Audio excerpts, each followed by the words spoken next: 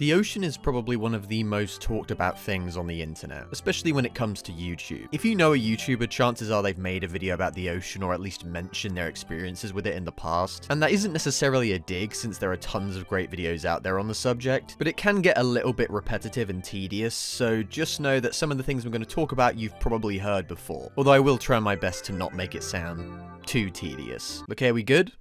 Good. The ocean doesn't need an introduction. It's 70% of the planet and is an inevitable part of life on Earth and doesn't really need to be established or explained in this video essay. What does need to be established, however, is my relationship with the ocean and how it's been shaped over time. I've had an interest in the ocean and sea life ever since I was a kid, but I think the movie Finding Nemo was probably the kicking off point. It's such an oddly realistic depiction of the ocean and doesn't shy away from some genuinely scary imagery at times. Even now, I find a lot of those shots of empty ocean genuinely kind of unsettling. And don't even get me started on that whale scene. That shit has no right being as scary as it is. Also, oddly enough, the Kevin Costner movie Waterworld from 1995 also contributed to my interest in the ocean. It's a movie I haven't seen since I was young, so I can't speak on its actual objective quality. But as a kid, I loved it and I found the concept super interesting. There's this one scene where the characters go underwater and see the remnants of a once bustling city completely submerged below the surface of the ocean, and as a kid, it really captured my imagination.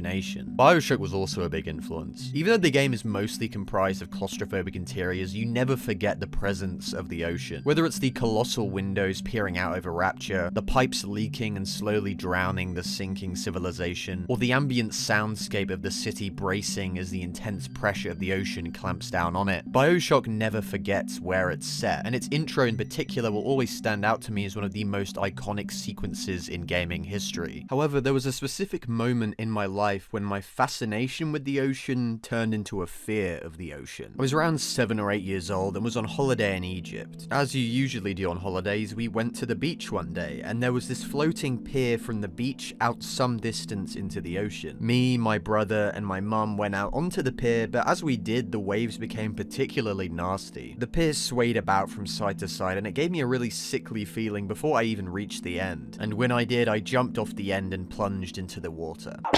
However, when I attempted to resurface, it took a lot longer than I had expected. Even as I desperately paddled to reach the top of the surface, another wave immediately crashed into me and my brother, and we were sent out quite a ways from the pier. Luckily, my mum managed to swim over and grab us, but then as we went back to the pier, my brother burst out in tears as he screamed that something had touched his leg. I then, of course, also burst out into tears as mum tried to wrangle us back onto the pier. As my brother managed to get onto the pier though, another wave hit and I went underneath once again. However, when I submerged, I saw something just below us. To this day, I don't know what it was exactly. I remember it being this shiny, silvery color, but that's pretty much all I remember. It was probably just a regular fish, to be honest, but as a kid, my imagination interpreted that as the weird monster that just brushed past my brother's leg. I subsequently then started crying hysterically and rushed onto the pier as quickly as I possibly could, with my mum having to hoist us onto it while she was also being hit by waves. She even said previous to us going onto the pier that we probably shouldn't go on there because of the waves, but then we just reassured her that everything would be fine and there would be no issues, so it must have taken a strength of character I can only dream of having to not tell us, "I told you so." Anyway, we made it back on land safe and sound, but it's also safe to say that I avoided the beach for the rest of the holiday. As comedic as I find some elements of the story now, it really did impact me profoundly, and since then I've always stayed in shallow parts of the ocean where my feet can still touch the ground. In fairness though, watching a bunch of deep sea documentaries and videos about nautical disasters probably didn't help me recover from my, at the time, very real fear of the ocean. And even now, as that fear has died down quite a bit, I still feel this uneasiness around the ocean and large bodies of water in general. And I think the game we're going to be talking about today captured that same feeling of uneasiness masterfully. And that game in question is Narcosis. Released independently in 2017 by Honor Code Inc., Narcosis follows the story of an industrial diver living and working at the bottom of the ocean in an underwater facility. One day, whilst doing routine repairs, an earthquake damages the facility and sends our protagonist into a blind panic as they attempt to find their way back to the surface whilst not only trying to preserve oxygen but also surviving the onslaught of hostile sea life. We ran all kinds of drills. You believe you know what to expect.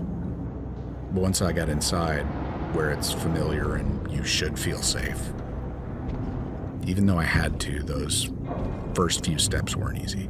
It's a simple story told really effectively and has some genuinely great performances from the voice actors and pretty solid writing overall. I would have loved to have seen more character interactions and maybe some narrated audio tapes because what we got was really great and I'd love to hear more of it, but I do also understand that there are budgetary restrictions for an indie game, and to be honest, adding in more dialogue and more human interactions might have jeopardized the isolation that is key to the experience. So in the grand scheme of things, it really isn't that big of an issue, because the main focus of Narcosis is the gameplay and the atmosphere. For me, this is a game that has to be played to be fully appreciated. Watching a Let's Play really doesn't capture how impressively the game itself captures the feeling of being so helplessly deep underwater. So I really do recommend playing the game if anything I've said so far has piqued your interest. But if you need more convincing, let's crack on. When it comes to the gameplay, the game really does feel like it's set at the bottom of the ocean. I feel like with a lot of media set on space stations or deep underground, you can often find yourself forgetting you're even in those environments in the first place, as you end up spending most of your time in interiors and don't really get the sense that you're in a place that's different from anywhere else. But Narcosis takes its time to establish that this is a game about the ocean. It feels relentless, it feels dangerous, and you're constantly reminded of its presence everywhere you go.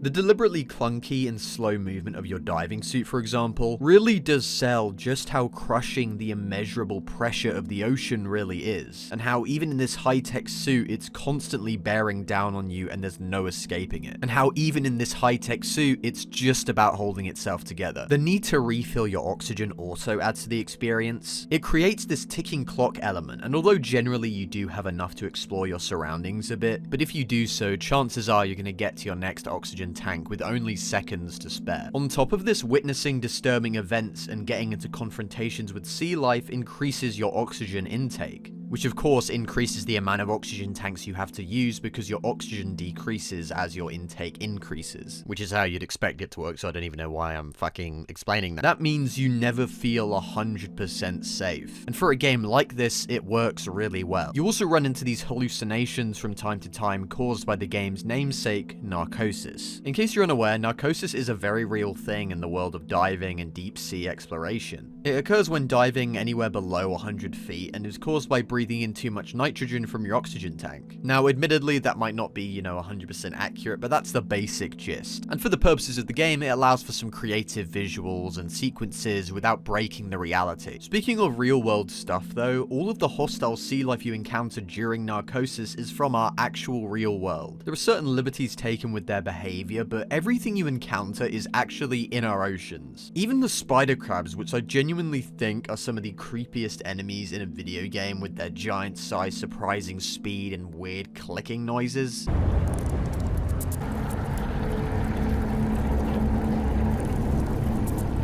are actually based on a real thing in real life. And sure, the size is exaggerated slightly, but creepily not by much. Even just walking around these guys when they're dead, and just their giant, gross, spidery limbs, no. The only thing that could possibly be worse is if they added coconut crabs, which...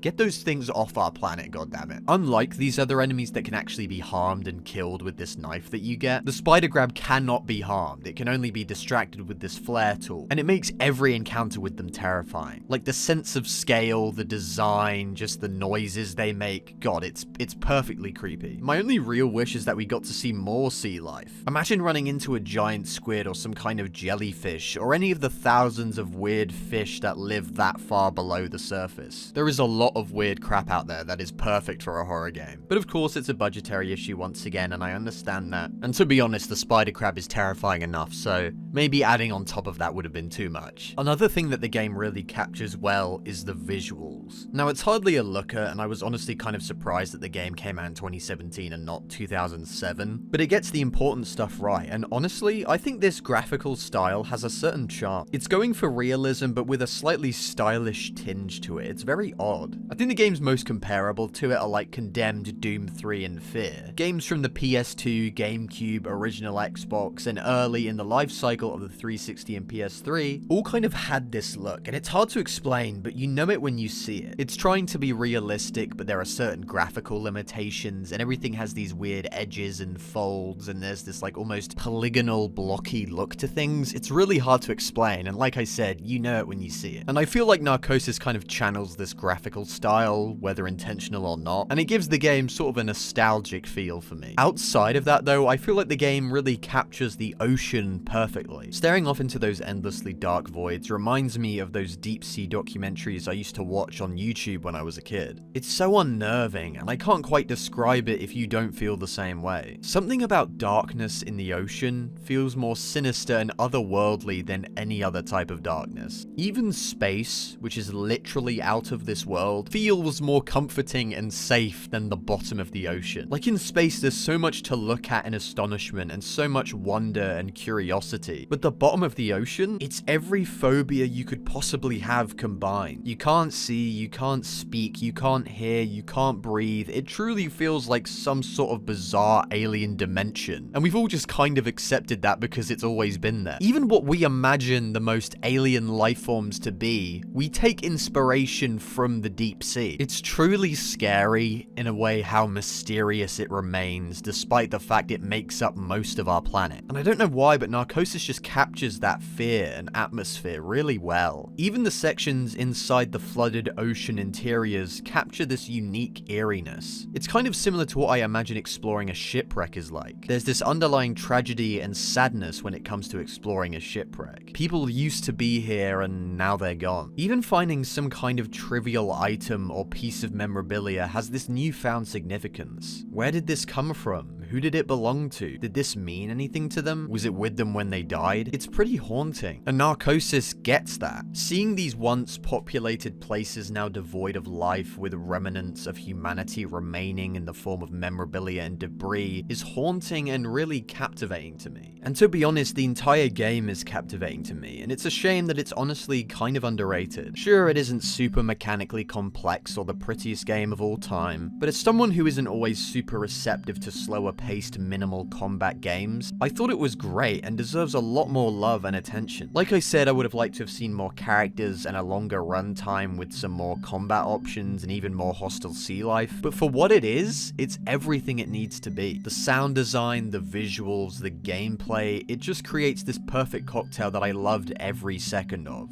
It's only around 3 hours long, but for me at least, I found it to be something worth experiencing and with a level of love and care put into it that's highly commendable. It's a shame that the team hasn't released anything since. There's so much talent on display here and I'd love to see more from them. The indie scene is a pretty crowded one, and with this video I just wanted to shine some light on a game I feel is often overlooked even when talking about games set primarily in the ocean. It's got scares, it's got intrigue, it's got the atmosphere, it's got a twist that genuinely took me off guard, and because of that I don't want to spoil it in case you do decide to play the game yourself. It's just a great little game that deserves some love, and I hope you'll indulge it. Anyway, with all that being said, I'm Christian Cries, and thanks for watching.